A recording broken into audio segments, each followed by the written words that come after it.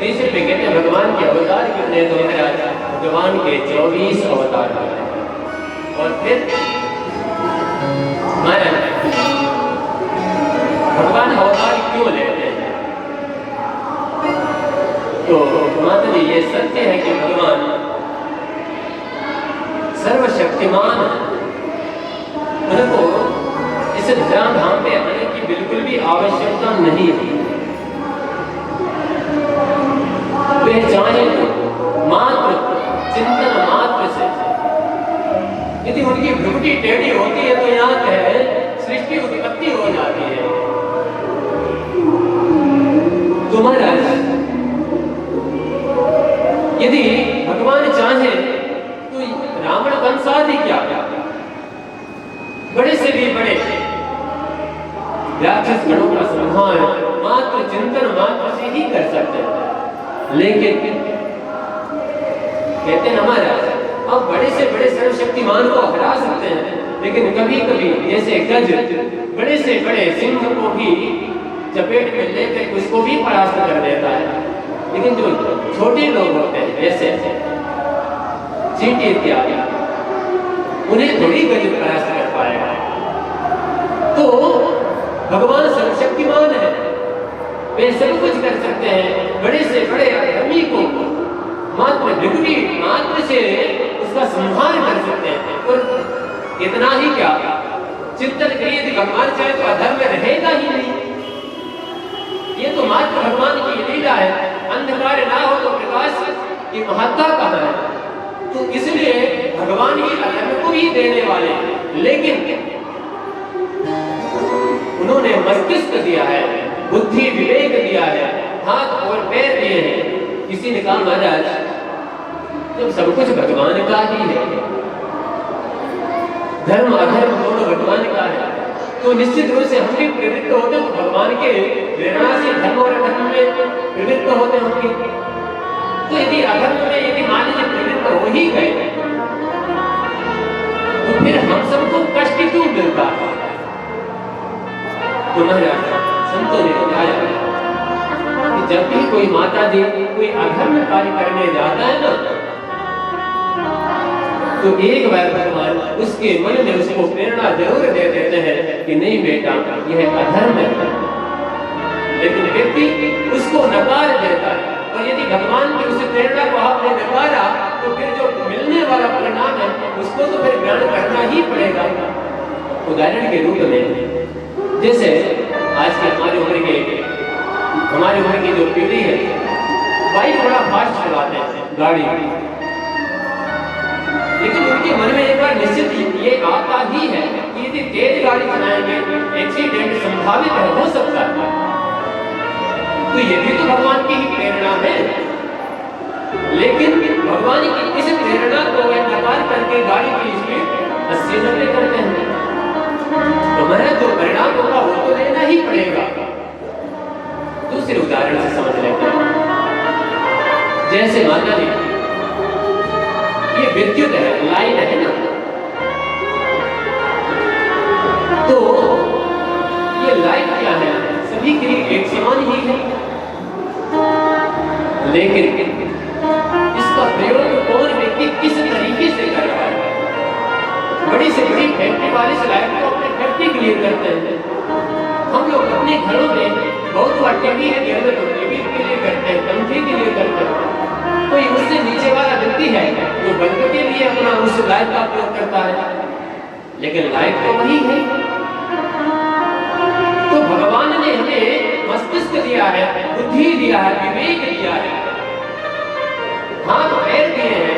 आप चाहे इससे जो भी कुछ कर लीजिए, वैसा परिणाम मिलेगा। व्यक्ति वाला फैक्ट्री चला रहा है, उसको वैसा धनोपार्जन होगा। आप केवल मात्र बल्ब जला रहे हैं, उसका परिणाम आप केवल प्रकाश देख पाएंगे। तो वैसे मनुष्य अपने विवेक से जैसा कर्म करता है वैसा ही उसको परिणाम ग्रहण करना पड़ता है। बुद्धि सबकी एक है, मस्तिष्क सबका एक है। भगवान ने सबको हाथ पैर दिए थे। हाँ, नारायण यदि किसी के साथ हो गया ऐसा तो उसके पूर्व कर्म कुछ ऐसे रहे तो बात अलग है। कोई हो सकता है कभी कोई किसी को हाथ नहीं, किसी को पैर नहीं, तो कुछ पूर्व के हो सकते हैं प्रारब्ध, ऐसा मान सकते हैं। अस्तु, तो महाराज और भगवान किस अवतार में क्या करते हैं? तो महाराज भगवान के 24 अवतार में अभी इन्हीं की चर्चा हम करते हैं। और भगवान जब लीला करके इस धरा को छोड़ करके जाते हैं तो ये धर्म किसकी शरण में जाता है? तो महाराज भगवान इस धरा से जाते ही नहीं। उनका दो प्रतिबिंब है, एक साकार और एक निराकार। हरि व्यापक सर्वत्र समाना। हरि तो हर जगह पर व्याप्त है ना जो है, और सर्वत्र है, समान रूप से व्याप्त है। लेकिन फिर भी यदि धर्म की बात करते हैं किसकी शरण में जाता है तो वह इन ग्रंथों की शरण में आता है, भागवत आदि ग्रंथों की शरण में आता है। भगवान के वो 24 अवतार कौन से महाराज? तो नारायण नारद हरि कपिल देव श्री राम हंस हयग्रीव मोहिनी दत्तात्रेय सुखदाम नरसिंह वामन व्यास जी ऋषभदेव कुमार यज्ञ पुरुष धनवंतरे बुद्ध कल्कि अवतार। ये 24 अवतार के बारे में क्या? पहला सनकादिक ऋषि थे, सनंदन सनातन सनत कुमार, ये 4 ऋषि थे। दूसरा कपिल देव के रूप में भगवान आते हैं और सनकादिक ऋषियों को आप सभी ने जाना कि ये नारद जी को कथा श्रवण कराते हैं श्रीमद् भागवत। जब भक्ति और ज्ञान का प्रसंग आया था तो आकाशवाणी हुई कि सत्संग करें तो ये, और सत्संग काम मिलेगा तो संतों की शरण में मिलेगा। तो सनकादिक ऋषियों ने नारद जी को ये उपदेश दिया जाकर श्रीमद् भागवत कथा का आयोजन करें, और उसी से ज्ञान और वैराग्य चैतन्य हुए थे। अस्तु, दूसरा कपिल देव जी महाराज। कपिल देव जी महाराज ये अपनी माँ को सांख्य शास्त्र का उपदेश दिया इन्होंने। सांख्य शास्त्र संभावित 326 सूत्रों में संभावित है, और इसी पर इसका एक प्रकरण ग्रंथ आया सांख्य कार्य का, जहाँ पर 3 दुखों का विवेचन किया गया, उसका समन कैसे होगा इसका कारण बताया। और हाँ माता जी, भगवान हमें क्यों नहीं दिखते हैं इसका अभी कारण सांख्य शास्त्र में आया है, लेकिन ये अभी नहीं बताया जाएगा, ये अभी जानने वाले। भगवान क्यों नहीं दिखते हैं, इसका कारण क्या है? तो 8 कारण बताए गए भगवान के ना दिखने के। वो आप सभी माता जी यदि अभी जानेंगे तो फिर पता नहीं आप लोग आएंगे या नहीं। तो बस वो 8 कारण भी आपको बताए जाएंगे। तो सांख्य शास्त्र का उपदेश अपनी माता जी को उन्होंने भगवान ने किया। और तीसरा नारद जी भी महाराज पूर्व काल में यह एक शूद्र वर्ण में इन्होंने जन्म लिया, और इन्होंने भगवान नाम संकीर्तन करके ब्राह्मण संतों की शरण में जाकर के इन्होंने अपने उस जन्म के पापों को काटा, निवारण किया, और तदनंतर इन्होंने ब्रह्मा के मानस पुत्रों में हुए। अस्तु, नारद जी नर नारायण, ये आगे मंदिर विशाल में आप देख पा रहे हैं नर नारायण के प्रतिमा। और महाराज आगे दत्तात्रेय जी हुए, यज्ञ भगवान हुए, इनसे सृष्टि हुई। ऋषभदेव जी महाराज आए, ऋतु भगवान आए, इन्होंने पृथ्वी का दोहन किया, संपूर्ण औषधियों का दोहन किया, इसलिए इनका नाम ऋतु पड़ा। मत्स्य भगवान आए, समुद्र मंथन के आधार मत्स्य भगवान बने। और महाराज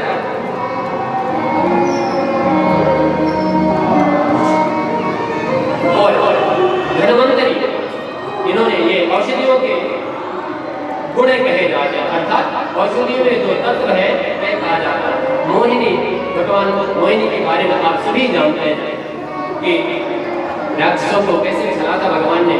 नरसिंह अवतार में भगवान ने प्रहलाद जैसे भक्तों का कल्याण किया।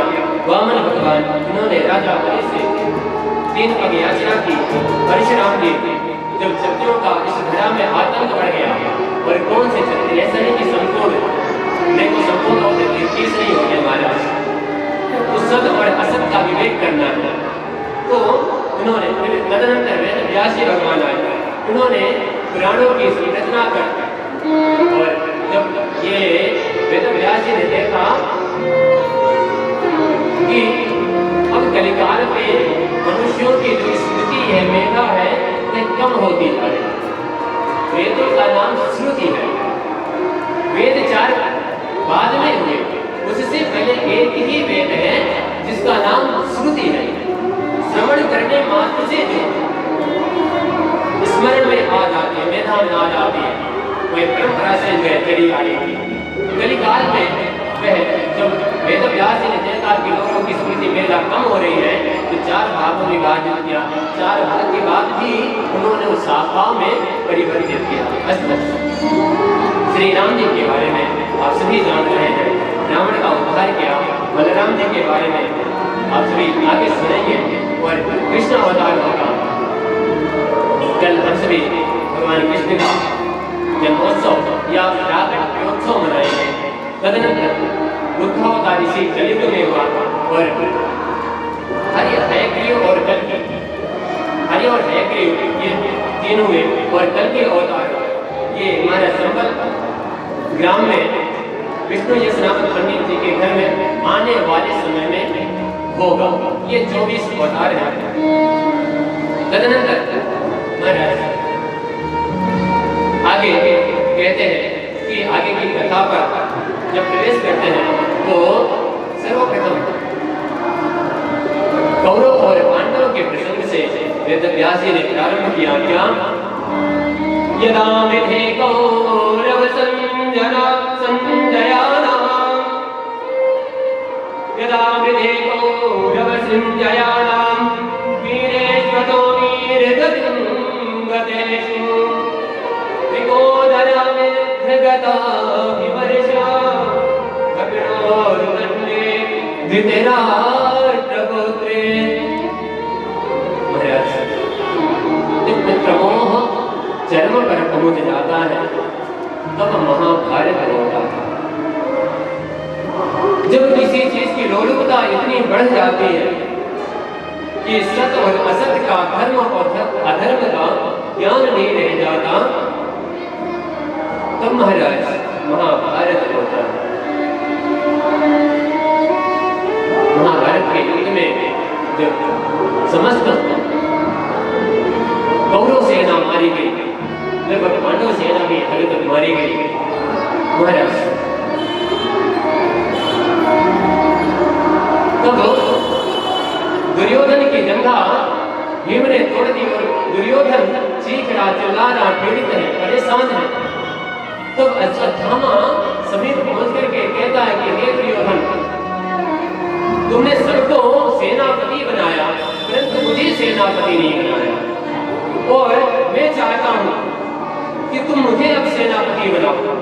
दुर्योधन कहता है कि अब सेनापति की आवश्यकता कहां, और मैं राजा भी कहां रह गया, युद्ध का परिणाम अभी नहीं आया, या युद्ध तो हार ही चुके हैं, तो राजा कैसा रहा? उसने कहा कि आप जीवित हैं, मैं जीवित हूं, कृपाचार्य जी जीवित है, विधवर्मा जीवित है, इसलिए अभी युद्ध का परिणाम कुछ अभी बदल भी सकता है, आप मुझे सेनापति नियुक्त करें। महाराज दुर्योधन ने तिलक किया, पांडवों की हत्या का इसने शपथ लिया है कि मैं पांडवों को मार करके आऊंगा।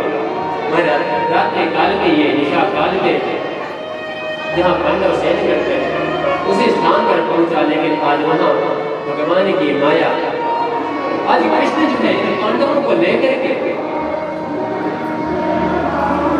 भ्रमण गए या दर्शनार्थ गए, धर्मार्थ गए, आखिर के दो निकल गए। महाराज अश्वत्थामा को लगा रात्रि की बेला है, समझ में नहीं आया ये पांडव है या पांडव भक्त है। जाकर पांडवों की हत्या करके और महाराज उनके सिर से लेकर के आ गए। इस दृश्य को देख करके दुर्योधन बड़ा पीड़ित हुआ, उसकी आत्मा में अपनी ग्लानि हुई, क्षति हुई और कहता है कि तुमने ये ठीक नहीं किया महाराज। इधर जैसे अर्जुन को पता चला कि हमारे पुत्रों की हत्या हो गई, उसने तुरंत शपथ लिया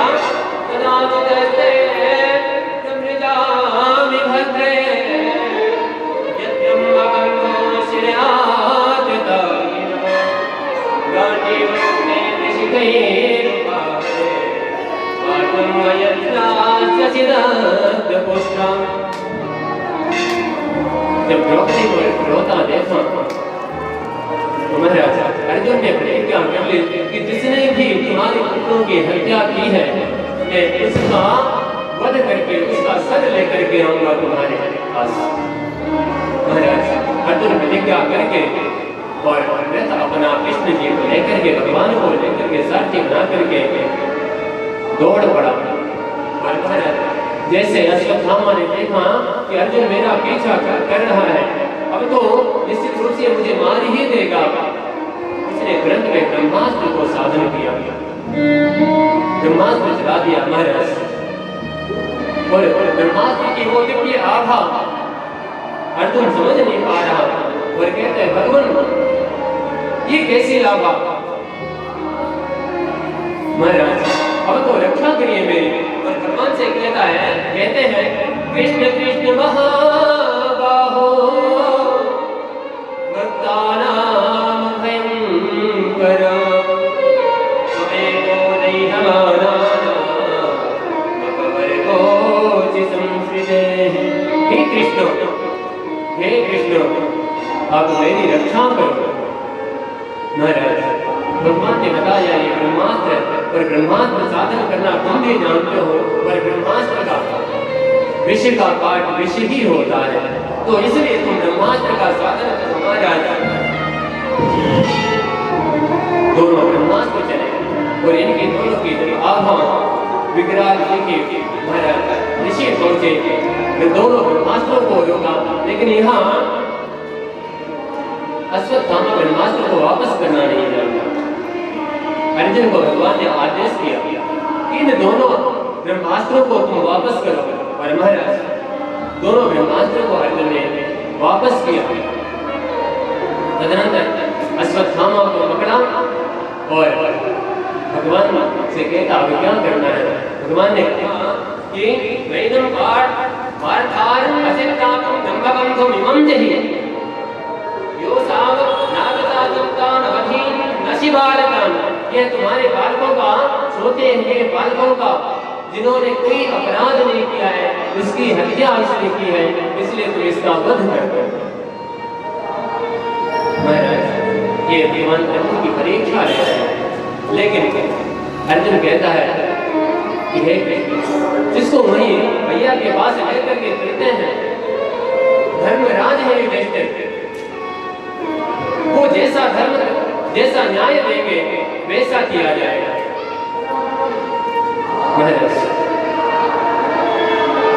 अंततः युधिष्ठिर जी के पास लेकर के द्रौपदी आदि भीमा आदि सभी खड़े हैं।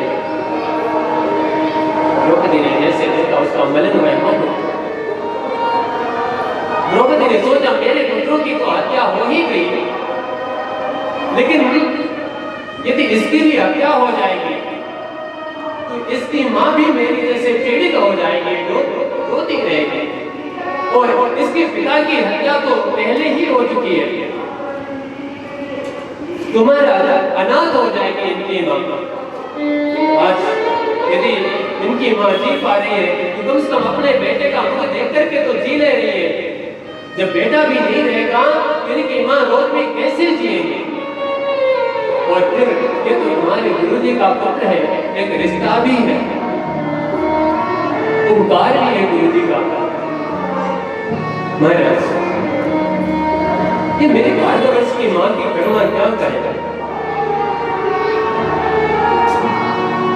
द्रौपदी रोते रोते कहते हैं कि हे महाबाबा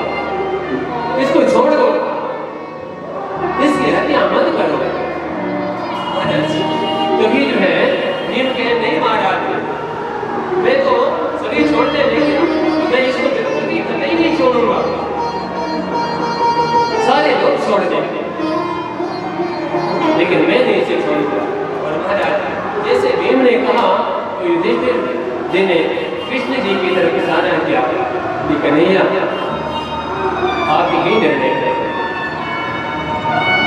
आप बता दो क्या करना है, क्योंकि आपकी बात को ना तो अर्जुन काटने वाले और ना ही भीम काटने वाले, ना तो ये द्रौपदी काटेंगे। और मैं द्रौपदी से सहमत हूं। महाराज इन्होंने कहा ब्रह्म बंधुर हंतव्य न हंतव्य आदा ताई वधारिणा, ब्रह्म बंधुर न हंतव्य आदा ताई वधारिणा। इन्होंने दो बातें कह दी कि यदि कोई आदा ताई है, कोई दुष्ट व्यक्ति है, उसकी हत्या कर ही देनी चाहिए। लेकिन एक बात और है कि ब्रह्म बंधुर न हंतव्य, यदि कोई ब्राह्मण अपराधी है उसका वध नहीं करना चाहिए। लेकिन हत्या ही केवल नहीं करनी है, बस इतना है। जब याज्ञवल्क्य की स्मृति के तरफ जाते हैं तो सर्वाधिक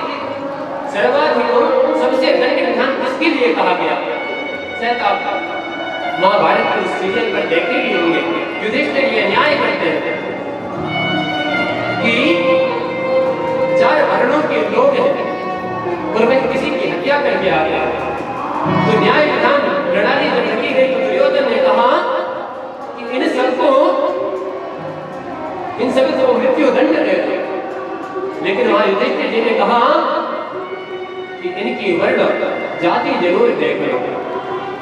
तो महाराज उन्होंने जैसे जाति वर्ण देखा तो सबसे कम उन्होंने कहा, जब शूद्र वर्ण की बात आई तो उन्होंने कहा 1 वर्ष कारावास, वैश्य वर्ग को 2 वर्ष और क्षत्रिय वर्ग को 3 वर्ष। और महाराज सबसे अधिक यदि किसी को दंड दिया गया तो वहां ब्राह्मण को सर्वाधिक दंड दिया गया। इन सबका दोना 3 से 6 वर्ष का कारावास ब्राह्मण को दिया गया। मात्र इनकी हत्या नहीं की जा सकती, इनका धन लूट लेना चाहिए, हड़प लेना चाहिए। यदि कोई अपराधी ब्राह्मण है, यदि गांव में तो गांव से इनको निष्कासित कर देना चाहिए। यदि कोई अपराधी ब्राह्मण, लेकिन हत्या नहीं करनी चाहिए। और यदि महाराज इनकी हत्या हुई तो ब्रह्म द्रोह हो जाएगा। 5 प्रकार के महापातक रहते तो ब्रह्म बंधुर न हंतव्य आदा ताई वधारिणः, इनकी हत्या नहीं करे। जब इतनी सी बात हुई तो अर्जुन समझ गए और अश्वत्थामा के मस्तक में जो लकीर पड़ी है महाराज उसको निकाल करके और अश्वत्थामा का अपमान करके और वहां से उसको विदा कर देते हैं। लेकिन दुष्ट व्यक्ति को दुष्ट ही होता है ना माता जी, वह अपनी दुष्टता कभी भी नहीं त्यागता। अश्वत्थामा को यहाँ छोड़ तो दिया गया, इसीलिए किसी शास्त्रकार ने नीतिकार ने कहा दुर्जना परिहर्तव्य विद्यालंकृतोपि सन् मणिना भूषिता सर्पः किम सौनभयंकरः, अर्थात इसको छोड़ तो दिए माता जी, लेकिन इससे अपमान सहन नहीं होता। उधर उत्तरा के गर्भ में महाराज परीक्षित पल रहे हैं। इसने कुछ काल के अनंतर जब इससे सहन नहीं हुआ, घुट घुट करके जीने लग गया, तो फिर से इसे ब्रह्मास्त्र साधन किया। ब्रह्मास्त्र का जब साधन किया, भगवान ने परीक्षित की गर्भ में रक्षा की और इसीलिए तो फिर से कहते माता कि दुष्टता कभी नहीं जाती किसी की। उदाहरण के रूप में कहा दुर्जना परिहर्तव्य विद्यालंकृतोपि सन्, जो दुष्ट व्यक्ति होता है लाख विद्याओं से क्यों न सुशोभित हो जाए, लाख विद्या से सुशोभित ही क्यों ना हो, तो भी वह दुष्ट ही रहता है। जैसे मणिना भूषितः सर्पः किम सौनभयंकरः, मणियों से सुशोभित सर्प अपने देश का त्याग नहीं करता, वह विषैला ही रहेगा महाराज।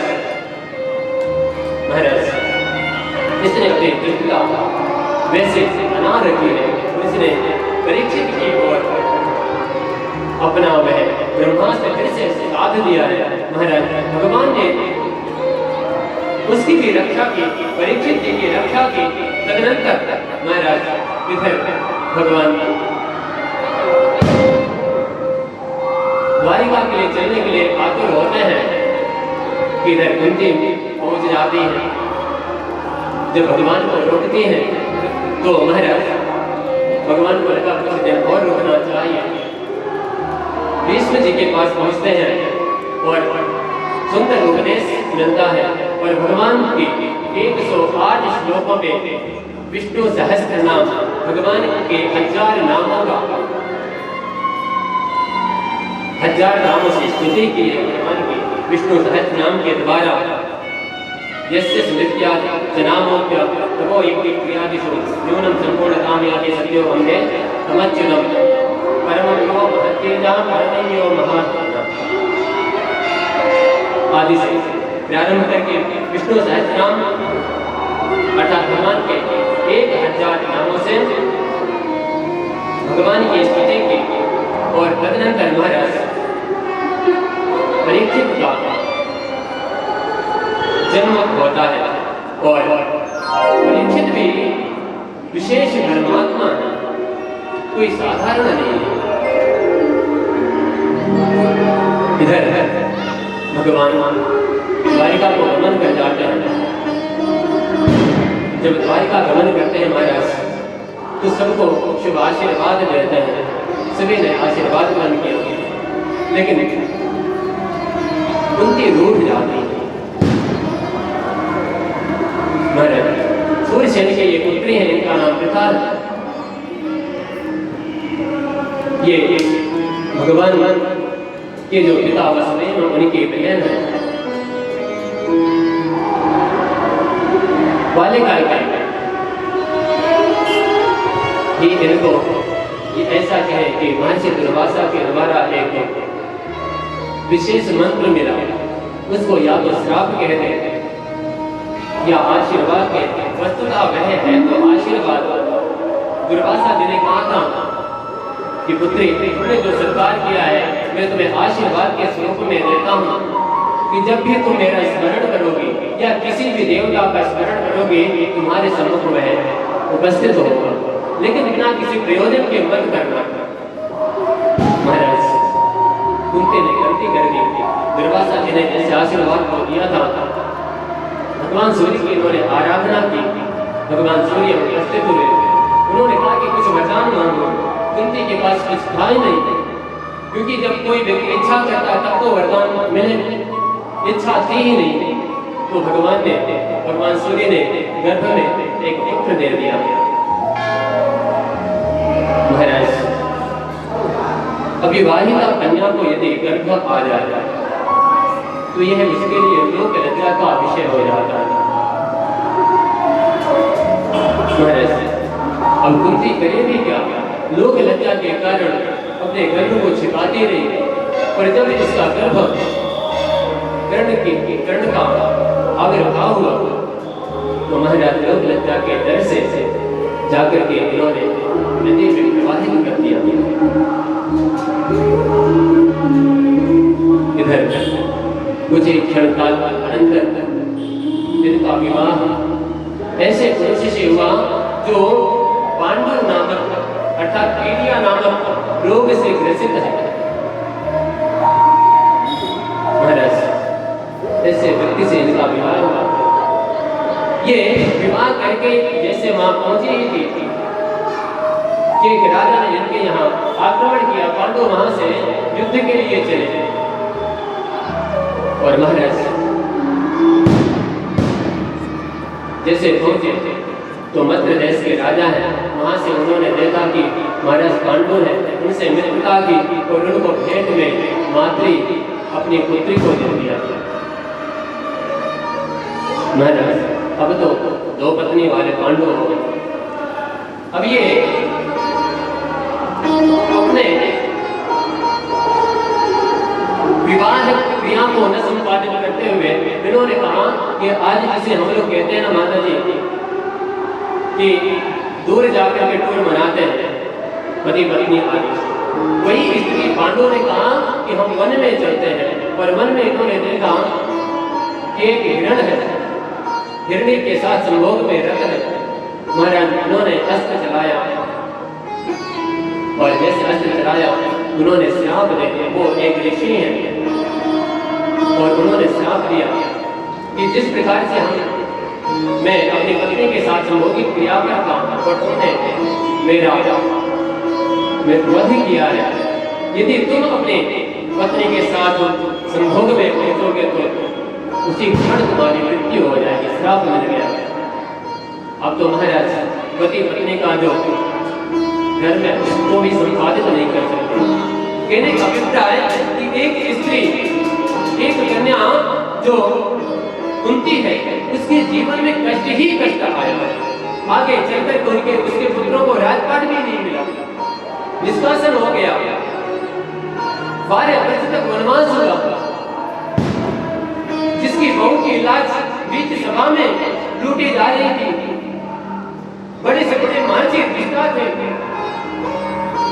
भला कौन ऐसी माँ होगी कि जो अपनी बहू की लज्जा जा रही हो देखती रह जाए। महाराज देख लीजिए, कुंती ने ये सब देखा है। अब चिंतन करिए, यदि कोई कन्या बाल्यकाल पे ही वह गर्भ से आ जाए, दूसरा महाराज उसका जो है पीड़ित पति हो, रोगी पति हो, यहाँ तक भी ठीक है महाराज, लेकिन सौत जब आ जाए, सौतन आ जाए, फिर क्या महाराज, तब तो और भी उसका कष्ट बढ़ जाता है। यहाँ तक भी ठीक है, श्राप भी मिल गया कि पति पत्नी का धर्म भी नहीं कर सकते। और तो और महाराज, हाँ अब आप कह सकते हैं कि यहाँ पुत्र आदि कैसे हुए, आप पुत्र आदि की चिंता कर सकते हैं। तो महाराज अभी इसको जो है, जो आशीर्वाद मिला था, जब पांडवों को श्राप मिल गया तो फिर जो है उनके ने कहा महाराज पति पत्नी के दर्द से तो नहीं, लेकिन महर्षि दुर्वासा से मुझे आशीर्वाद प्राप्त है। यदि आप कहें तो मैं पुत्र को जन्म दे दूं, क्योंकि बांध रहना ठीक नहीं है। और मातृ को भी वही मंत्र दिया महाराज। तो धर्म का सबसे पहले उन्होंने ध्यान किया, उससे धर्मराज विस्थित हुए।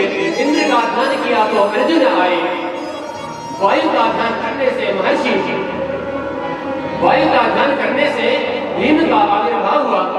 और महाराज मातृ के अश्विनी कुमार, मातृ ने अश्विनी कुमार का ध्यान किया तो नकुल सहदेव आए।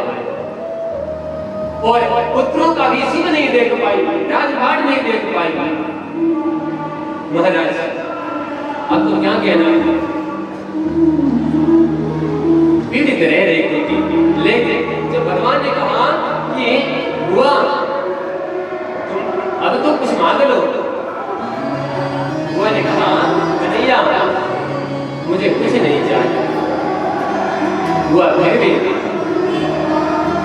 तो बुआ कहती यदि कन्हैया कुछ देना ही है ना तो मुझे तुम दुख ही दे दो, मुझे इसके अतिरिक्त और कुछ ही नहीं चाहिए। और पूरे इतिहास में केवल एक ही ऐसी स्त्री या एक ही ऐसे भक्त प्राप्त होती है कि जिसने दुख मांगा। क्यों? कन्हैया ने कहा बुआ तुम दुख मांग रही हो, अरे तुमने जीवन केवल दुखों से ही तो बिताया, तुम्हारे जीवन में सुख था ही कब? महाराज क्या कह रहे हैं? कन्हैया ने कहा कुछ मांगो बुआ, दुख को छोड़ो। नहीं कन्हैया मुझे तो दुख ही चाहिए। बुआ ऐसा क्यों तुम मांग रहे हो? कन्हैया जब जब मेरे ऊपर संकट आया तब तक तुमने मेरी रक्षा की, तुम मेरे सामने खड़े थे। और आज जब सुख का समय आया है तो तुम यहाँ से जा रहे हो। कन्हैया ऐसे सुख से भला क्या लाभ, जिस सुख में तुम्हारी क्रांति ना हो, तुम ना हो, वैसे सुख का भला कोई लाभ है क्या? और यही बात शौनक आदि ऋषियों ने भी कही थी कि हे सूत जी महाराज, ऐसी कथा श्रवण कराइए जिसमें कृष्ण की प्राप्ति हो और हमारे कर्मों को प्रिय लगने वाली हो। महाराज अंततः हुआ को मना करके हुआ कहीं जा नहीं रहा, दुख मांगा है उनके लिए। अपना विवरण बताया कि तुमने कहाँ कहाँ हमारे सहयोग किया, द्रौपदी की जब लाज मिली तब तुम थे, वार्तावत में जब आग लगाई गई तब तुमने ही बचाया, और थोड़ी कोई थी। इतना बड़ा युद्ध यदि इन्हें जीता गया तो वह तुम्हारी वजह से जीता गया, और थोड़ी कोई था। इस तरीके से अंततः द्रौपदी को मना करके भगवान आशीर्वाद दे करके हुआ, मैं तुम्हारे साथ हर क्षण हर पल रहूंगा, मैं कहीं नहीं जा रहा। लेकिन द्वारिका में भी कुछ लोग रह रहे हैं, वहां भी जाना आवश्यक है। अर्जुन को साथ लेकर के महाराज ये निकल गए, और कुछ काल के अनंतर जब अर्जुन वापस आते हैं तो इनका मुख मलिन है। भगवान अपने लोक को सिधार चुके हैं, और महाराज जब अर्जुन ने देखा भगवान नहीं रहे तो यहाँ पांडवों को सूचना मिली। पांडवों ने भी ये निश्चय किया कि यदि भगवान नहीं है तो हम लोगों का भी रहना कैसा। उसी काल के कुछ काल के पूर्व विदुर जी आते हैं, और महाराज युधिष्ठिर आदि के राज्य में धृतराष्ट्र और गांधारी रह रहे हैं। विदुर जी आकर के कहते हैं कि हे राजन, हे धृतराष्ट्र, जिनको तुमने हमेशा मारने के लिए सोचा, अधर्म से जिनका तुम्हारे बेटे ने राज्य छीन लिया, तुम देखते रह गए राजा बन करके, आज उन्हीं के टुकड़ों में तुम पल रहे हो। अरे जिस दुर्योधन को तुम मानते रहे, सबसे अधिक प्रिय जो दुर्योधन था तुम्हें, उस दुर्योधन को मारने वाला भीम, उसके हाथों का तुम पानी पी रहे हो, उसके द्वारा दी गई रोटी तुम खा रहे हो, तुम्हें लज्जा नहीं आ रही? महाराज जब ऐसे विदुर जी ने धिक्कारा, रात्रि में ही इनका ये रात्रि काल में वहां से निकल पड़े और आश्रम धर्म अर्थात वन की ओर इन्होंने प्रस्थान किया। इधर जैसे पांडवों ने देखा कि धृतराष्ट्र भी निकल गए, विदुर जी भी निकल गए, गांधारी मैया भी निकल गई, कुछ परेशान हुए, कुछ चर्चाएं के चिंतन के कहाँ गए, कैसे क्या है। लेकिन जब नहीं पता चला, इन्होंने अंतिम में सोचा अब रहना ठीक नहीं है। महाराज जब परीक्षित का जन्म हो चुका था, जन्म हो चुका है, और इन्होंने चिंतन किया कि इस वंश को चलाने वाला, राजधर्म को चलाने वाला हमारा बेटा जन्म ले चुका है। परीक्षित जी के बारे में विद्वानों से पूछा गया कि महाराज क्या ये राजधर्म का पालन कर पाएंगे? विद्वानों ने कहा यह धर्मराज के समान न्याय देने वाले होंगे, अर्थात पांडवों के समान ही अपने बेटों को चलाने वाले होंगे, ये सबको खिलाने वाले होंगे। महाराज यहाँ से पांडव भी प्रस्थान करते हैं वैकुंठ लोक को या स्वर्ग लोक को। आगे परीक्षित जी की कथा चलती है, और परीक्षित परी सब दो वर्णों से ये बना, परी और क्षित। परी अर्थात परितः चारों ओर से, क्षित अर्थात आच्छादित हो, क्या तो चारों ओर से जो धर्म से आच्छादित हो, जिसके राज्य में धर्म ही धर्म हो, वही माना परीक्षित होता है। और इनके धर्म, इनके काल में धर्म उत्तरोत्तर वृद्धि ही कर रहा है, धर्म बढ़ता ही जा रहा है।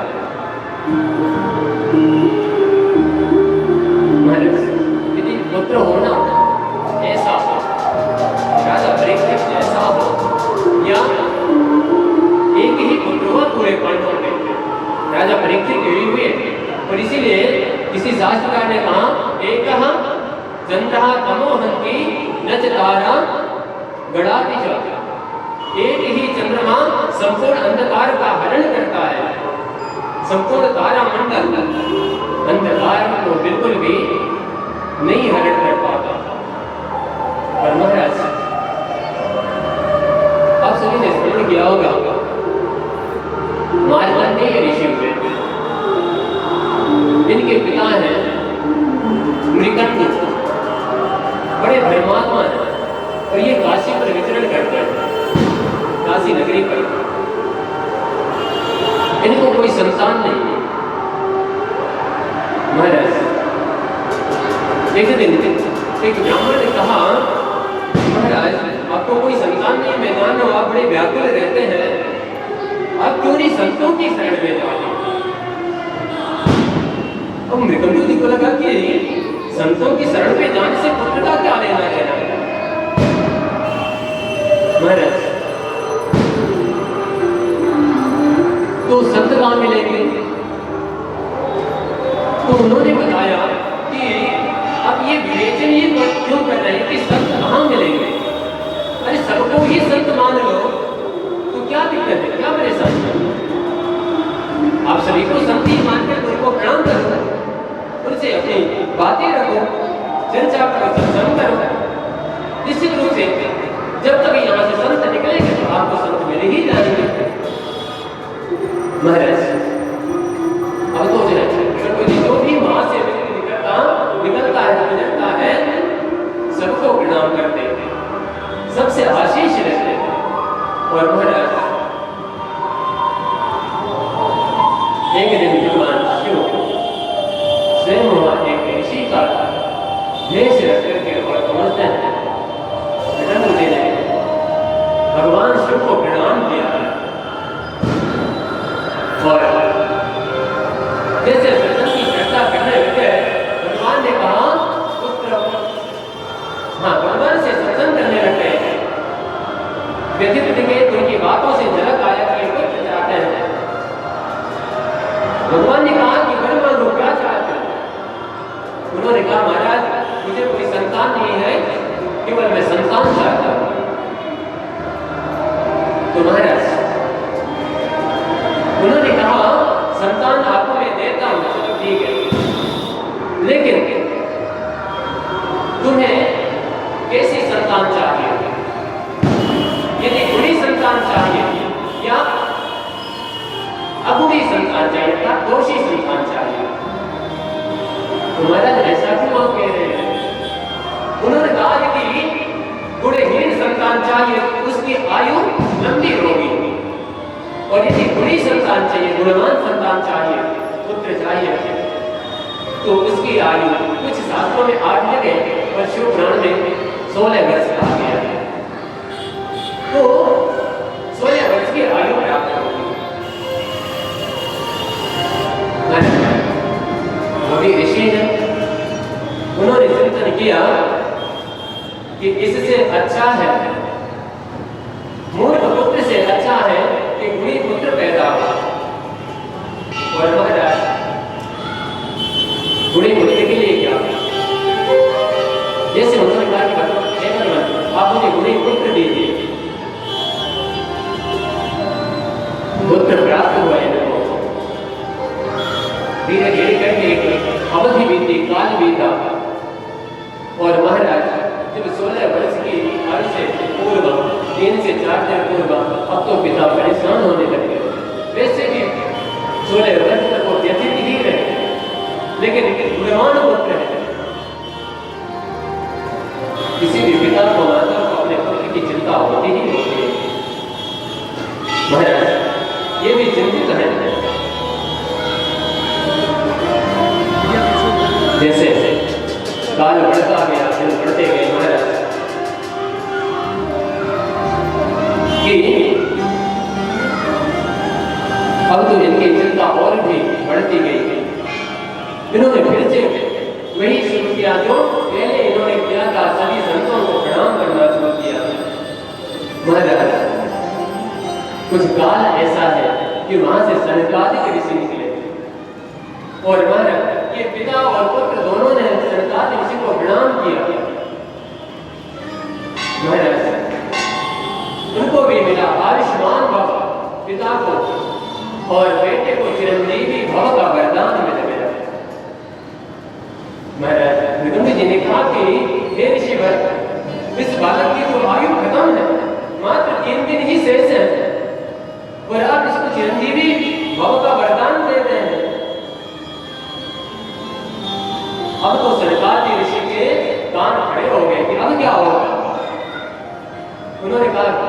हे ऋषिवर, ऐसा करो कि पुत्र 3 दिन बाद इसको मरना है, तो अभी तुम हमें जो प्रयत्न कर रहे हैं। और उस पुत्र को लेकर के ब्रह्मा जी के पास पहुंच गए। सनकादिक ऋषियों ने जैसे प्रणाम किया, इनको आयुष्मान भव, धर्मवान भव का वरदान मिला। और पीछे से जैसे बेटे ने भी प्रणाम किया, तो ब्रह्मा जी ने भी कहा चिरंजीवी भव। अब सनकादिक ऋषि की चिंता समाप्त हुई कि अभी तक तो ये हमारी जिम्मेवारी बन गई थी, अब ब्रह्मा जी ने वरदान दे दिया, तो अब इनको ब्रह्मा जी समझे और ब्रह्मा जी से बताया कि महाराज, इस बालक की आयु मात्र 2 दिन है, 1 दिन तो हम लोग भी कहा किए और 2 दिन अब बची है, तो क्यों इसको वरदान था 16 वर्ष का, और इसकी आयु अब संपन्न हो गई है, अब ये जाने वाला है, अब तो ब्रह्मा जी की भी लुगुटी पीटी की ये क्या, इसको गाला होने वाला महाराज। ब्रह्मा जी ने चिंतन किया कि इनको वरदान दिया कौन था, तो भगवान शिव ने दिया है। तो ब्रह्मा जी से सनकादिक ऋषि और उस पुत्र को लेकर के भगवान शिव की शरण में पहुंच गए।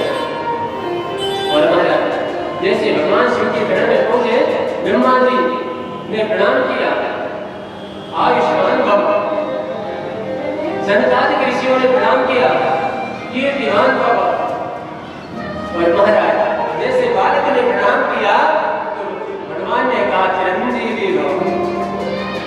अब तो ब्रह्मा जी खिलखिला करके हंस पड़े कि महाराज अब तो हमारी बला लग गई। यदि भगवान शिव की वाणी मिथ्या हो जाए, तो मैं तो भला ब्रह्मा हूं, मेरी वाणी मिथ्या होने में क्या समझे, क्या दोष। सनकादिक ऋषि ने भी यही चिंतन किया था, यदि ब्रह्मा की वाणी में ही दोष है या मिथ्या हो सकती है, तो हमारी वाणी क्यों नहीं हो सकती। भगवान शिव ने चिरंजीवी भव का वरदान दिया है, और जैसे चिरंजीवी भव का वरदान दिया, ब्रह्मा जी ने हंस करके बताया कि प्रभु ये आपका ही वरदानी पुत्र है, और कल ही इसकी आयु संपन्न होने वाली है, और आप इसको चिरंजीवी भव का वरदान भी दे दिया। भगवान शिव जी मुस्कुराए और कहते हैं कि हे नारायण, हे ब्रह्मा जी, आप अपने धाम को जाइए, सनकादिक ऋषि आप अपने धाम को जाइए, इस बालक को यही छोड़ दीजिए। बालक ने कहा कि बेटा तुम ऐसा करो कि ये मेरा आकार है, शिवलिंग है, तुम यही ओम नमः शिवाय का केवल जप करो, और बाकी मैं देखता हूँ। यमराज से दूर पहुंचे महाराज, आगे संपन्न हुई, और जैसे उस पर प्रहार करना था, उसको पकड़ना चाहा, कि बालक डर के मारे भगवान शिव को तेजी से पकड़ लिया। भगवान शिव वहां विकट हो गए और यमदूतों को समझाया कि ये मेरा वरदान है, मैंने इसको वरदान किया। महाराज आपने तो 16 वर्ष ये दिए थे ना, 16 वर्ष में इसके पूरे हो गए, अब इसको जाने दीजिए, अन्यथा आपके इस वरदान में दोष आएगा। भगवान ने कहा कि मैंने वरदान दिया था और तुम 16 वर्ष कह रहे हो। चिंतन करो, जब 4 युग कलयुग की आयु 4,30,000, इसकी दुगनी द्वापर की, इसकी दुगनी त्रेता और सतयुग, और जब 71 चतुर्युगी बीतने पर एक मनवंतर होता है, और ऐसे जब 71 मनवंतर बीतने तब जाकर के या एक कल्प होता है, एक कल्प का ब्रह्मा जी का एक दिन होता है, 2 कल्प का ब्रह्मा जी का दिन और रात होता है, और जब ऐसे 100 ब्रह्मा 100 वर्ष की आयु बीत जाती है, तो भगवान शिव का एक दिन बीतता है। तो वरदान मैंने दिया है, इसलिए मेरे अनुसार जो मेरे दिन है उनको तुम गिनो। और महाराज इसीलिए सप्त चिरंजीवी के अनंतर 8वें चिरंजीवी मार्कंडेय ऋषि के, बोले मार्कंडेय भगवान की। महाराज ये तो कहने का अभिप्राय कि गुणी पुत्र यदि जो होता है महाराज परीक्षित गुणी है, इनके युग में धर्म बढ़ता ही जा रहा है। महाराज काल के अनंतर परीक्षित जी एक बार दिग्विजय यात्रा पर निकले, और जब ये यात्रा पर निकले महाराज तो समस्त राजाओं को जीतते हुए जब एक जगह पर देखते हैं कि महाराज वहां एक कोई काला कलूटा व्यक्ति जो राजा का वेश बना करके रखा है, और वह गाय को मारते हुए गाय का पैर का प्रहार कर रहा है। जो बैल है महाराज उसके पैर काट चुका है, 3 पैर काट चुका है। महाराज जब परीक्षित जी ने इस दृश्य को देखा तो उन्होंने तेज से जोर से आवाज लगाई और कहते हैं, तुम कौन हो तो मेरे राज्य में गाय को मार रहा है, बैल की हत्या करने का चिंतन कर रहा है। महाराज जैसे राजा परीक्षित ने आवाज दी, डर गया, उसको लगा कि अब मुझे महाराज परीक्षित मार ही देंगे, अब तो मुझे छोड़ेंगे नहीं, तो सबसे अच्छा उपाय क्या है महाराज, तो शरण में चले जाओ, और जब शरणागत हो जाता है कोई व्यक्ति तो महापुरुष कभी भी उसकी हत्या नहीं करते। महाराज संत है परीक्षित थे, तो ये शरणागत हुआ कलयुग जाकर के राजा परीक्षित के शरण में चला गया। उन्होंने पूछा, तुम कौन? महाराज मैं कलयुग हूं और मेरा समय तो चल ही रहा है। कैसे?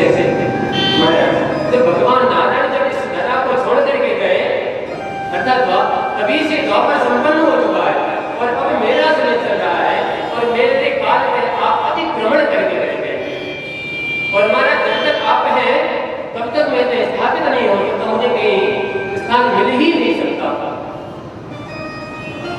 महाराज शरणागत हुआ कलयुग, जैसे शरणागत हो गया उन्होंने कहा कि मैं तुम्हें स्थान देता हूँ, क्योंकि तुम्हारा समय है, तुम्हें भी तो रहना है, कल कहा मुझे भी तो कोई स्थान दे दीजिए। तो महाराज 4 स्थान दे दिए। कौन कौन से?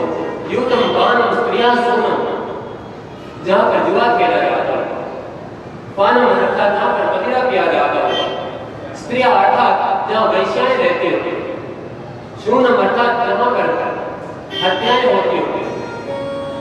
ये 4 स्थान राजा परीक्षित ने कलयुग को दिया, और उसने कहा महाराज ये 4 स्थान तो कहीं रहने योग्य ही नहीं है, कोई तो अच्छा से स्थान दे दीजिए। उन्होंने कहा नहीं, तुम अच्छे स्थान में रहने योग्य ही कहाँ, योग्यता भी तो होनी चाहिए महाराज। तो क्या योग्यता? तो कोई योग्यता होनी चाहिए ना। तो उसने कहा महाराज मेरे में एक योग्यता है। क्या? कि महाराज आपने देखा कि सतयुग में लगभग हजारों साल तक तपस्या करते रहे ऋषि मुनि, द्वापर त्रेता में भी तपस्या करते रहे, लेकिन भगवान के आदि नारायण के दर्शन नहीं होते रहे। लेकिन महाराज मेरी विशिष्टता ये है कि यदि कोई 12 वर्ष तक भगवान नाम संकीर्तन कर ले, भगवान का साक्षात्कार कर लेता है। क्या? केवल 12 वर्ष तक, और इतना तो ठीक है महाराज, लेकिन यदि उसके जो अधर्म कार्य है उनसे यदि उसको मुक्ति चाहिए तो यदि एक बार भी भगवान का नाम संकीर्तन कर लेता है तो महाराज पापों से मुक्ति पा जाता है। लेकिन यदि नारायण के दर्शन करने हैं तो 12 वर्ष तक, मात्र 12 वर्ष भगवान तो निश्चित रूप से नारायण के दर्शन को आ जाएगा। इसीलिए क्या गोस्वामी तुलसीदास जी महाराज ने अपने शब्दों में कहा, कलियुग केवल नामे आधारा, कलियुग केवल नामे आधारा, कलियुग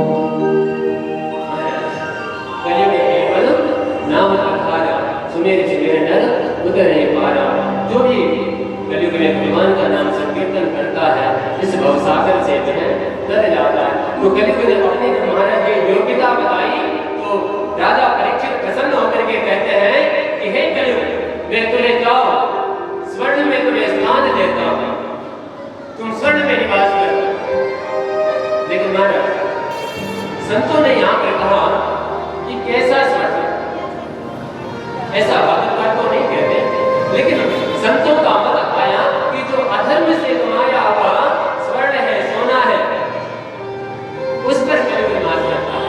अच्छा, सोना शब्द से श्लेष आता है माता, क्या एक तो नींद को भी कहते हैं, वहां भी सोना।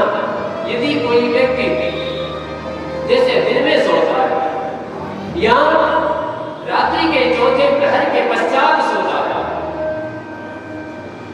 वहां भी कलियुग ही निवास करता है, उसके बिस्तर में कलियुग निवास करता है। जैसे कि हिरण्य कश्यप जो शब्द आया, तो वह व्यक्ति, वह जो राक्षस है, वह क्या है? हिरण्य अर्थात सोना और कश्यप अर्थात कश्यप अर्थात बिस्तर, जो हमेशा सोता ही रहता। तो सोने वाले के यहाँ भी महाराज, उसके यहाँ भी कलियुग निवास करता था।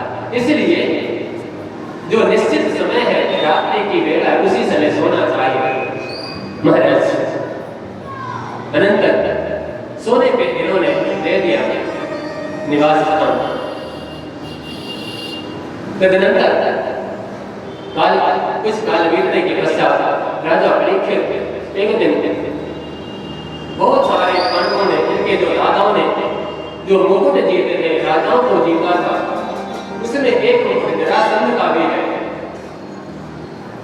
उस मुकुट उन्होंने बड़ा सुंदर है मुकुट, उन्होंने देखा ये बड़ा सुंदर मुकुट है, और उस मुकुट को उन्होंने धारण किया। और जैसे धारण किया महाराज, उनकी मति भ्रमित हो गई और उन्होंने चिंतन किया कि क्यों ना आज चल सके मैं अपना क्षत्र धर्म दिखाऊंगा, राजधर्म दिखाऊंगा। तो राजधर्म क्या है, वीरता कैसे प्रदर्शित होती है? तो वन में गए आखेट करने, और महाराज जब आखेट करने जाते हैं तो अब कलियुग वास कर चुका है, इनकी मति भ्रमित हो गई। और महाराज ये चलते गए एक हिरण का पीछा कर रहे हैं। समीप ऋषि के आश्रम में रहने वाला वह मृग है, वह मृग वही जाति के आश्रम में जाकर के ठहरा। महाराज ये उसी आश्रम पर प्रवेश पाते हैं, और राजा है, इनको भी यह तो रहेगा ही कि हमारा कोई आतिथ्य सत्कार करे, और इनको प्यास नहीं लगी है। और जैसे कि कल ही हम लोगों ने जाना था कि महाराज बुभुक्षिता किम न करोति पापम, भूखा प्यासा व्यक्ति भला कौन सा पाप नहीं करता। तो महाराज जैसे आश्रम का प्रवेश पाया और वहां सभी ऋषि ध्यान में है, उनका ध्यान नहीं टूटा। इनको लगा कि यह जो व्यक्ति राजा आया है, इनका सत्कार करना पड़ेगा, अतिथि देखो भव की मर्यादा ये ऋषि भूल गए हैं। इसलिए इनको दंड देना चाहिए। तो क्या दंड इनकी हत्या कर दे? नहीं, एक वही बड़ा सर्प पड़ा है, अपने तुरंत से एक बाण निकाला और उस बाण से फंसाया जो है ऋषि के गले में डाल दिया। महाराज जैसे सर्प पड़ा उनके गले पर महाराज, तो जो वहां कुछ और ऋषि जो बालक है, जो शिष्य गण है, उन्होंने जाकर के उनके बेटे श्रृंगी को बताया कि कोई राजा आया है और वह आपके पिता के गले में सर्प डाल करके चला गया। महाराज श्रृंगी जिसे रहा नहीं गया, उनके बालक से रहा नहीं गया, उन्होंने नदी से जल लिया और वहीं से श्राप दिया कि जिसने भी मेरे पिता के ऊपर सर्प डाला है उसको 7 दिन के अंदर रक्षक नाग नस्ल। महाराज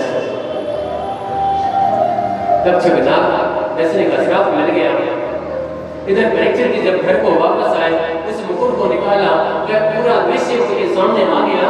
मैंने आज कौन सा अधर्म कार्य किया, मैं ऋषि का अपमान किया। महाराज मुझे तो दंड मिलना चाहिए कि परीक्षित जी ऐसा चिंतन कर रहे। और साथ मुझे लगता है कि इसी दृश्य को देख करके याज्ञवल्क्य ऋषि ने याज्ञवल्क्य की स्मृति लिखी होगी।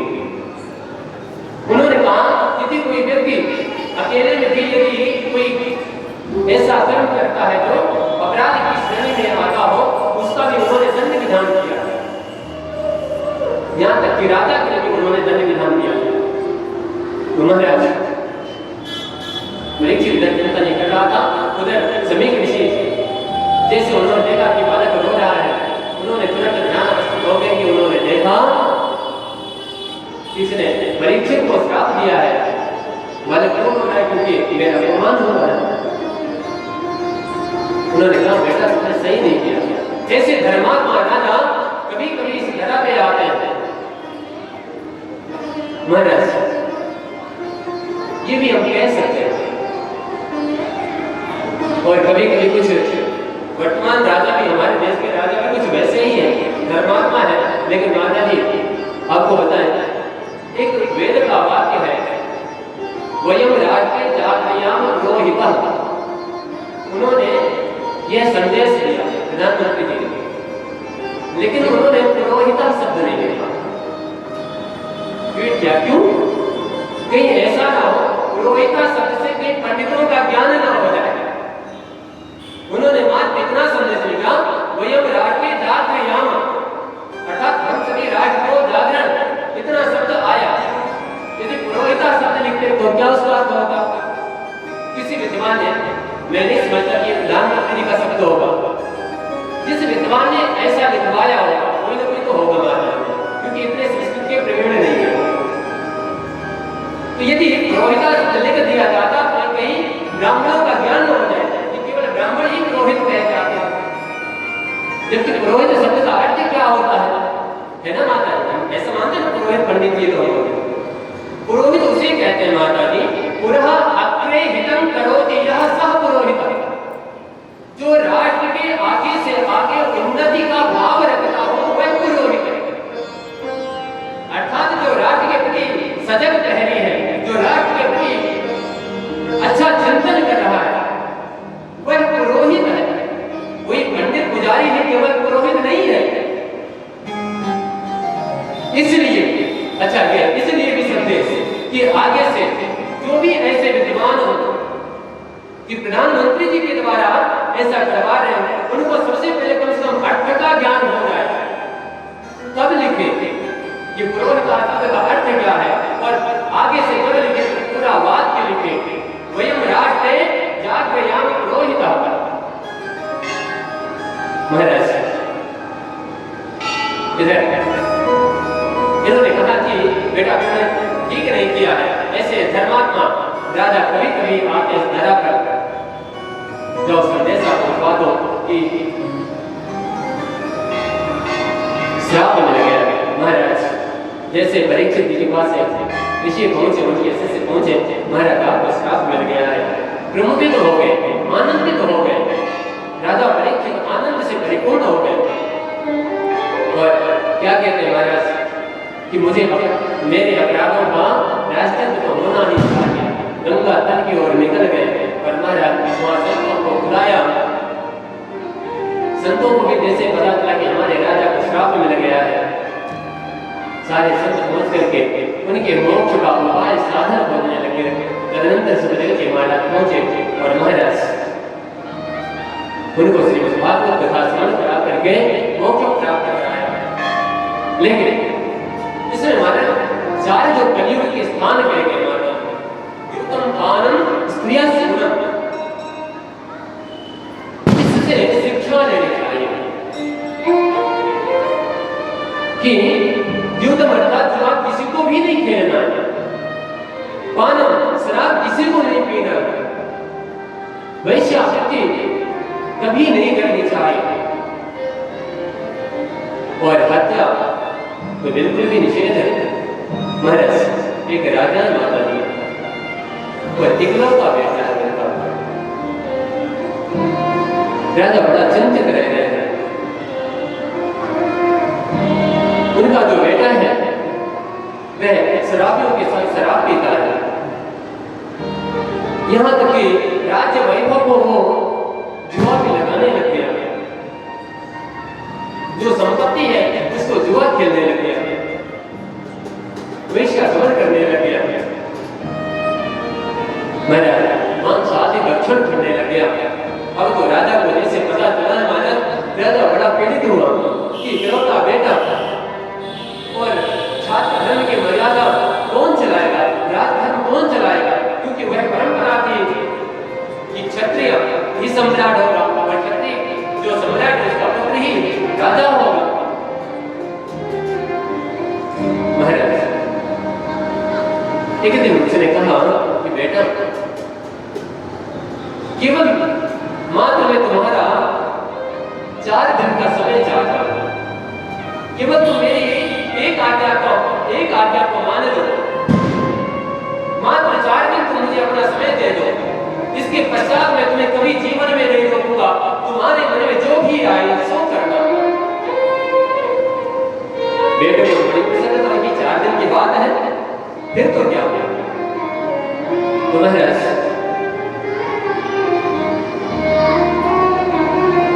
बड़े बड़े विद्वान हार गए थे, उन्होंने कहा बेटा तुम 4 दिन मेरे साथ चले दो। बेटा राजी हो गया, प्रसन्नता पूर्वक कहता है जी पिताजी। राजा ने अपना क्लेश त्याग दिया, माता जी एक साधारण आदमी का रूप धारण किया उसे, और बेटे को लेकर के जहां पर जुआ हो रहा था वहां लेकर के गया, दिखाया कि बेटा देखो ये जुआ स्थल है, तुम तो पहले से भी जान रहे हो। उस जुआ स्थल को दिखाया, उसके पश्चात मंदिर ले गया और मंदिर के सामने एक भिखारी बैठा है। राजा ने कहा बेटा अभी तो मैं तुम्हारे साथ ही चल रहा हूं, ये जो भिखारी बैठा है तुम इससे पूछ करके हो कि ये है कौन, केवल इतना पता कर लो कि ये है कौन। महाराज बेटा गया, जाकर के उस भिखारी से पूछा हे महात्मा आप कौन हैं, आप यहाँ भिक्षाटन कर रहे क्यों। बेटा मैं तो भिखारी नहीं, आप भिखारी नहीं है, आप भिखारी कब से हुए। महाराज भिखारी के आंखों में आंसू आ गए। उसने कहा बेटा सिर्फ मेरे जीवन में एक ही दोष था, मैंने जुआ खेला, मैं चक्रवर्ती सम्राट था और उस राजा का नाम लिया था कि वो मेरे मित्र हुआ करते थे।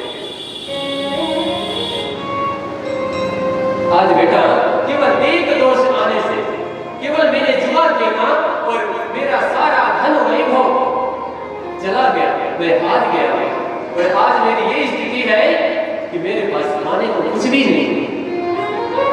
ये जुआरियों की स्थिति होती है, जुआ खेलने वाले लोगों की स्थिति ये होती है। महाराज आज भी देखा जाता है, अब तो जुआड़ियों की स्थिति ये आ गई कि हमारे सुंदर सुंदर पर्व हैं, दीपावली जैसे पर्व, धनतेरस जैसा पर्व, इसको ये कह करके कि हम धनतेरस मनाने जा रहे हैं और जाकर के जुआ खेलते हैं। अरे महाराज, जहाँ धन लक्ष्मी की पूजा होनी चाहिए वहां आप जाकर के जुआ खेल रहे हो। आखिर घर में कभी लक्ष्मी आएगी? महाराज, बेटे को समझ में आया कि यदि मैं जुआ खेला तो मेरी भी यही गति होगी, मुझे भी क्या हाथ में कटोरा लेकर के घूमना होगा। और ये एक प्रकार का नशा ही तो है माता।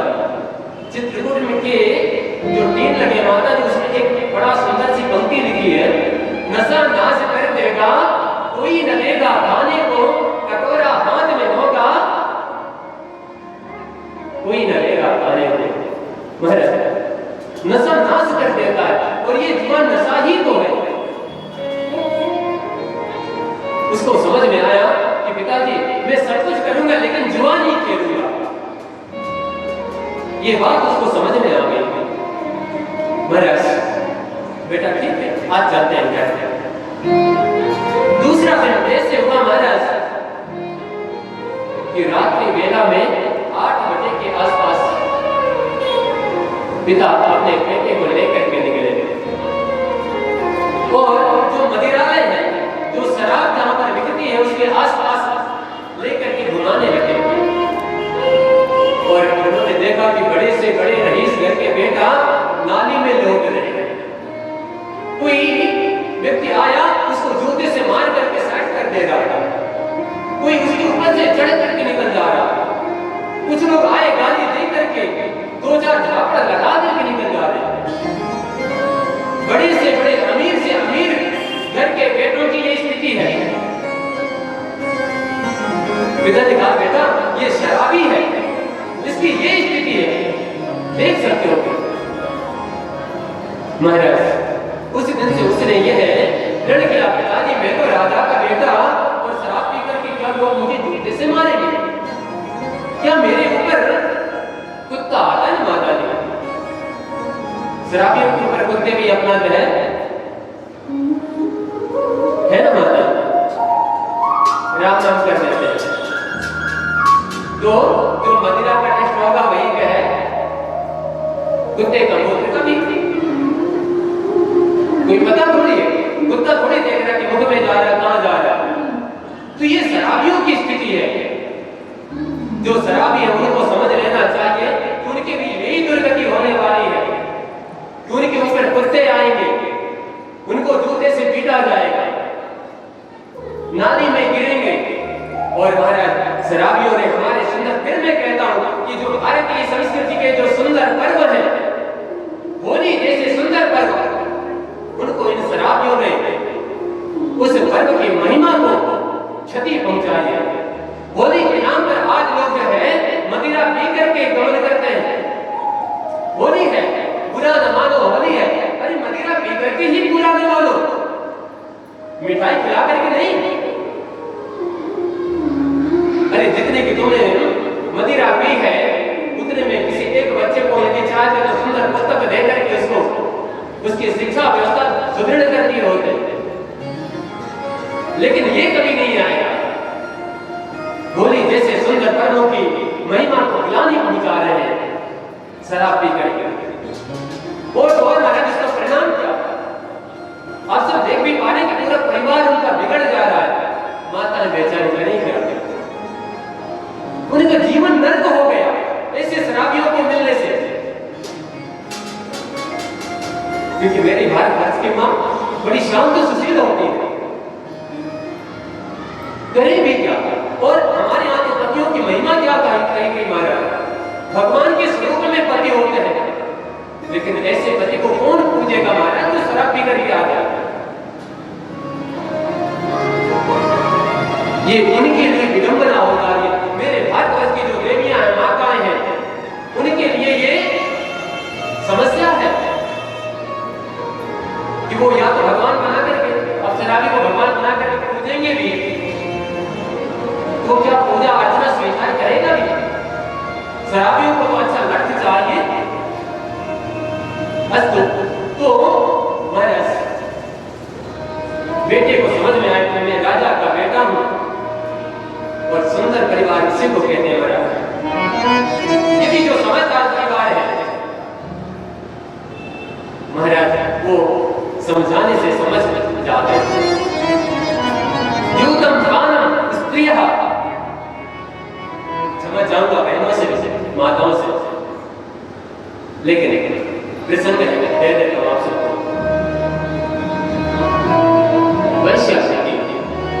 ये मेरे भारतवर्ष की बात नहीं माता जी, भारतवर्ष में कभी भी ऐसा नहीं रहा है।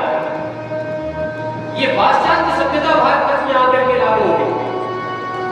महाराज बेटे को लेकर के गया, राजा लेकर के रात्रि काल में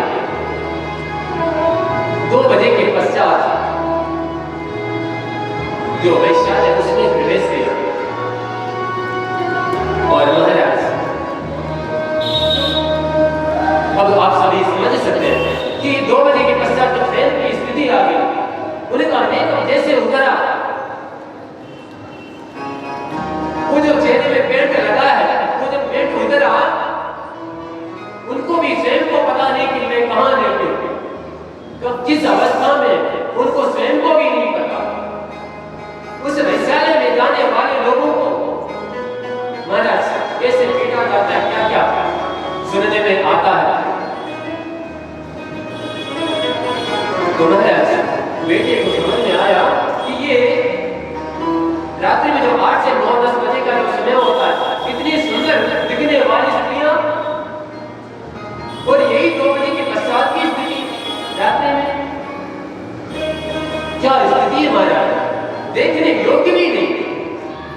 बेटे को समझ में आया और उस दिन से हर स्त्री गमन उसने त्याग दिया। और महाराज चौथा हत्या, जहां पर जीवों की हत्या की महाराज उस स्थान पर ले गए। जब उस स्थान पर ले गए, देखिए कि जो है हम लोग तो रोड चलते ही देख पाते ना, छोटे छोटे बेचारे मुर्गे, उनको पता नहीं कैसे लोग होते हैं, उनकी कैसे हत्या कर देते हैं और वो कैसे छटपटाता है। उनको तो कष्ट नहीं, लेकिन देखने वालों के रूह कंप जाती है। मछलियों की किस प्रकार से हत्या होती है, अरे भाई इसका जीवन जल है, जल से जैसे निकालो तो महाराज तो तड़प जाती है।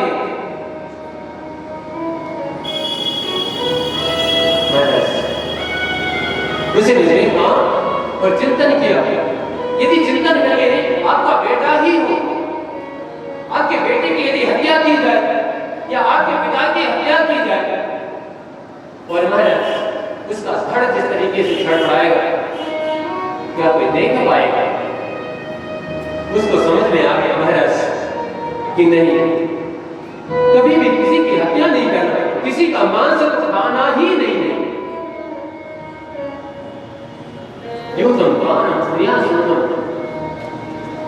अर्थात विवाह कभी भी नहीं खेलना है, शराब कभी भी नहीं पीना है, मदिरा कभी नहीं पीना है, वैश्यागमन कभी नहीं करना।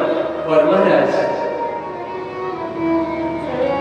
मांस आदि दूसरे का मांस खाकर के अपना मांस बढ़ाना, अरे महाराज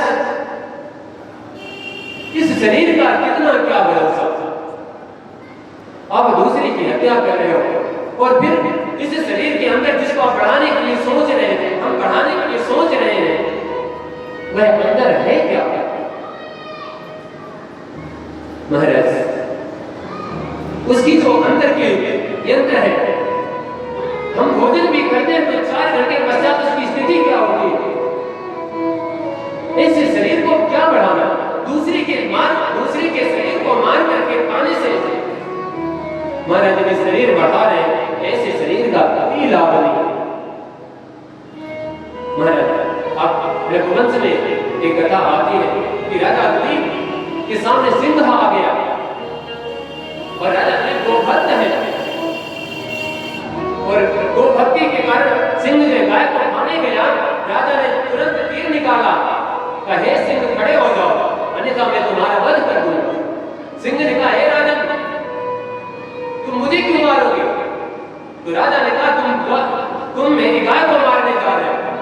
सिंह ने कहा ये तो मेरा धार्मिक स्वभाव है, यदि मैं गाय को नहीं मारूंगा तो मैं खाऊंगा क्या, मैं चारा नहीं खाता।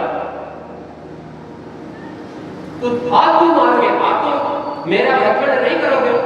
यदि आप मांस खाते हो तो आ जाओ, फिर मुझे बात अलग हो जाए, लेकिन आप मुझे मार करके क्या पाओगे। तो सिंह ने जैसे कहा कि ये मेरा भोजन है, तो राजा ने कहा कि हे सिंह सावधान, गाय को मैंने पाला है, मेरा धर्म है कि इसकी रक्षा करना, और यदि तुम्हें भोजन ही करना है तो गाय का ही क्यों वध करोगे, तुम मेरा आहार बना लो, तुम मुझे खा जाओ।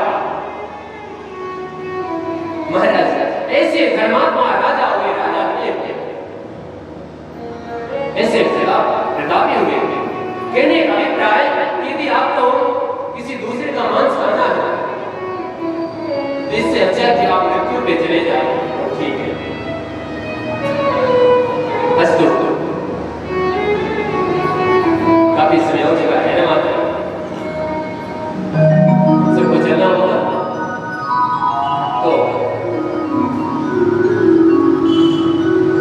आइए एक सुंदर कथा श्याम जी के कल्याण।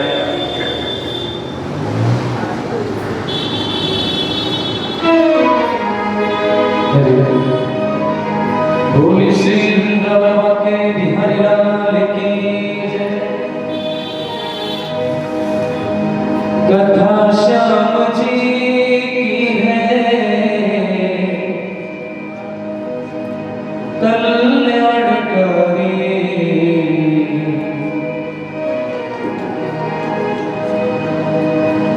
कथा श्याम जी की है